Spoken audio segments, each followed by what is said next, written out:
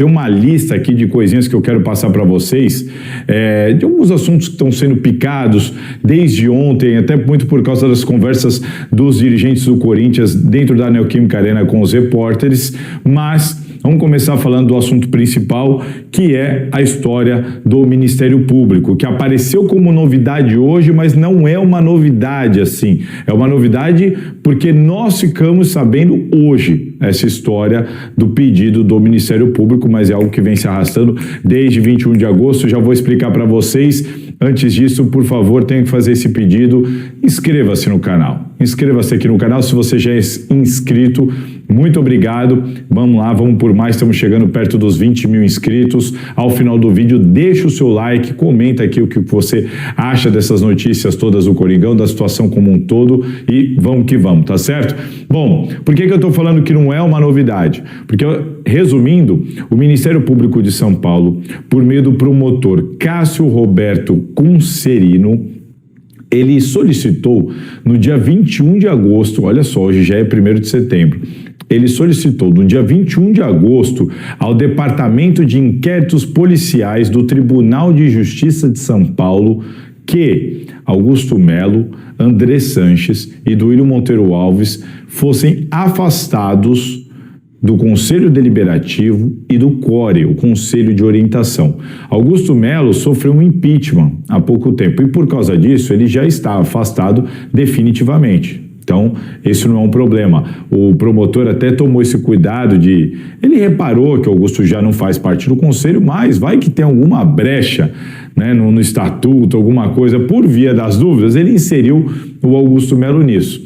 O André Sanches e o Duílio Monteiro Alves, estes fazem parte tanto do Conselho Deliberativo como também do CORE, o Conselho de Orientação. E o pedido do Ministério Público é baseado na ideia de que, abre aspas, não é demasiado dizer que dentro do Corinthians poderão intimidar ou amedrontar ou até mesmo ameaçar pessoas que detêm o poder de responder às requisições do Ministério Público. Então, resumidamente, o Ministério Público está dizendo o seguinte, olha, estes caras aí dentro podem mexer os pauzinhos, usar da influência, ameaçar pessoas, enfim, e fazer com que os órgãos fiscalizadores não trabalhem como deveriam e nem mesmo o clube como um todo com a sua diretoria executiva, enviando documentos e auxiliando o Ministério Público nessa investigação. Esse é o entendimento do promotor Roberto Concerino, Cássio Roberto Concerino. E é por isso que ele fez essa solicitação de afastar os três imediatamente. O Augusto Melo, ele ainda é sócio do Corinthians. Então, vamos lá, porventura tem alguma Assembleia Geral. Se tiver alguma Assembleia Geral, ele não vai ter direito a voto. Não deve acontecer agora, mas se acontecer, ele não vai ter direito a voto por causa disso. Os outros dois, não. Eles serão afastados do Conselho Deliberativo e do Conselho de Orientação, do qual eles fazem parte agora. A questão é, nada disso aconteceu na prática até então. É importante ressaltar, porque eu estou vendo pelos comentários, pelas reações das pessoas, quando a notícia saiu, falando como se isso já tivesse sido definido. É importante a gente explicar que o Ministério Público, ele não determina nada. O Ministério Público, ele requer, ele pede. O que o promotor Cássio Roberto Concerino fez foi pedir, requereu ele à Justiça, no caso aqui é o Tribunal de Justiça de São Paulo, que tome a decisão de afastar por causa disso tudo aqui que eu citei agora. Este foi o pedido. Esse pedido aconteceu dia 21 de agosto, ou seja, ele já entendia que André Sanches, Augusto Melo e Duílio Monteiro Alves poderiam agir nos bastidores para que o presidente eleito, no caso Osmar Stabile, o presidente eleito e também o vice-presidente do Conselho, consequentemente presidente da Comissão de Ética, que eles mexessem os pauzinhos deles, né, para influenciar nas decisões dessas duas eleições. para presidente do clube e para vice-presidência do conselho. Por quê? Porque são essas pessoas que vão agir diretamente, no caso deles, dentro do Corinthians. Então, no entendimento do promotor, olha só, esses caras tinham que ter sido afastados lá atrás, antes da eleição, para que eles não causassem influência justamente no resultado dessas eleições. E ele não conseguiu. Essa foi a intenção dele, mas ele não conseguiu porque não veio uma resposta a tempo. E agora, a gente tem que literalmente aguardar para ver se a justiça vai acatar. Eu conversei com algumas pessoas que têm influência no Ministério Público e tudo mais, e que me disseram que a tendência, normalmente, em casos assim, a tendência é da justiça acatar o pedido. Então é bem grande a possibilidade de fato, Duílio, Augusto e Andrés serem afastados. Tá? É grande a possibilidade, mas isso ainda não aconteceu. É importante o pessoal entender que o Ministério Público, ele pede e aí aguarda a decisão do juiz que receber esse pedido. Tá certo? Isso é uma coisa. Outra coisa que eu quero falar aqui, essa investigação sobre os cartões corporativos do Corinthians no uso de Andrés, Duílio e Augusto Melo, no uso dos três, essa investigação também apura as notas fiscais da gestão do Duílio Monteiro Alves. Ela está apurando quais crimes? Ela está apurando a possibilidade, o entendimento se houve crimes de apropriação indébita, estelionato, furto qualificado, falsidade ideológica e associação criminosa. Ela pode chegar à conclusão de que todos esses crimes foram cometidos, ou que nenhum deles foi cometido, ou que algum deles foi cometido. Tá? Então, repetindo, apropriação indébita, estelionato, furto qualificado, falsidade ideológica e associação criminosa. Ela existe, não tem problema. Então, acho que o fato de centralizar muito no Fabinho Soldado, eu não gosto disso.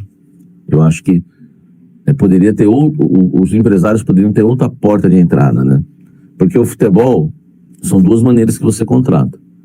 Você vai atrás depois de um levantamento, depois de uma pesquisa, você vai atrás dos reforços. E outra é os empresários que oferecem, né? E vou falar a real para você.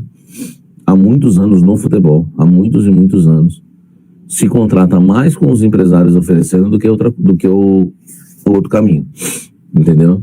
Do que o outro caminho. Tem um mosquito aqui que eu quero matar, ele me pegou, velho. Canalha. Então, a gente tem que... A gente não pode... A gente tinha o Alessandro, sabe? O Fabinho é bom, mas não é perfeito. Não, o Alessandro é o pior de todos, né? O Alessandro é pior do que o... É o pior do que o Fabinho. O Alessandro conseguiu algumas contratações porque eram amigos dele, tá? Eram amigos dele, entendeu? Enfim, é uma discussão boa, né? Dá pra ver que vocês mesmos, aí, alguns defendem e outros criticam o Fabinho, ó. O Marco Aurélio. Essa desculpa da grana não cola. Teve jogador de graça que ele não quis. E queria trazer outros caras com contratos em andamento. Eu também acho. Eu tô aí com o Marco Aurélio. Tinham jogadores que o Fabinho tentou que eram caros. O caso do Biel, tá? E eu tive uma conversa com o Fabinho e ele achava que o Biel não era caro. Entendeu? Mas aí eu tenho que respeitar a opinião dele. Por quê? Porque ele falou um negócio que um jogador hoje incontestável é um jogador de 14 milhões de euros. Por exemplo, o Ramon Sosa, o Corinthians tentou. O Sosa, que tá no Palmeiras. Que, vamos falar a verdade, meia boca, hein? Jogador comum, tá? O funk é ruim. Jogador normal. Eu acho que o Palmeiras pagou quanto pra tirá-lo de lá? Acho que foram 15 de euros, não foi? Não foram 15 de euros? Se eu não me engano, foram 15 de euros? Eu acho que é isso, né? Não é? Então, pagou caro o Palmeiras. Então, assim, jogadores que são, assim, indiscutíveis, né, que chegam para ser titulares, é 14 mil na visão dele. Só que esse Sosa aí, o Palmeiras pagou caríssimo.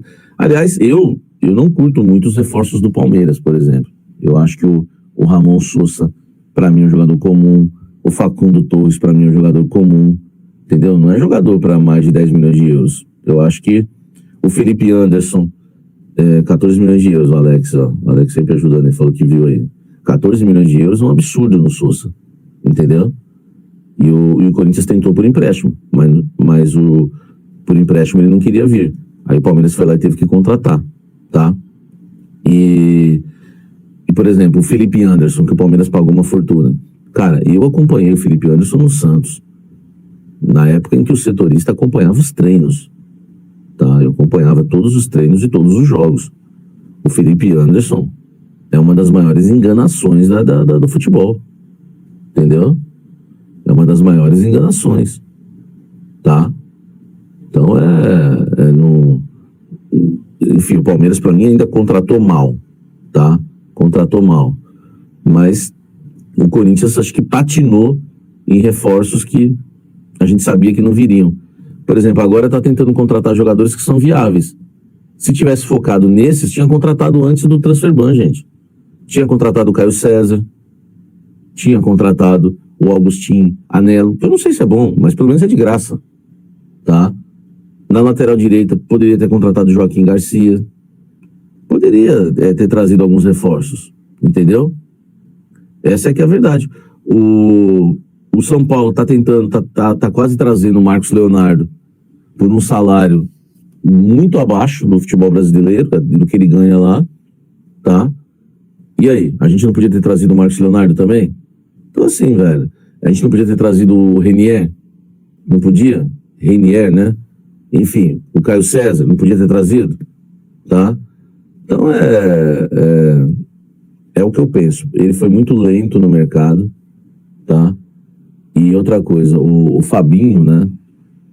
Poxa, queria ver o Augustin Anello. Poxa, queria ver o Augustin Anello, mais um Hector da vida. Pode ser, Osni. Pode ser. Tá? Pode ser. Entendeu? Então, assim, se for para contratar só com grana, aí, meu irmão, qualquer um é gerente de futebol.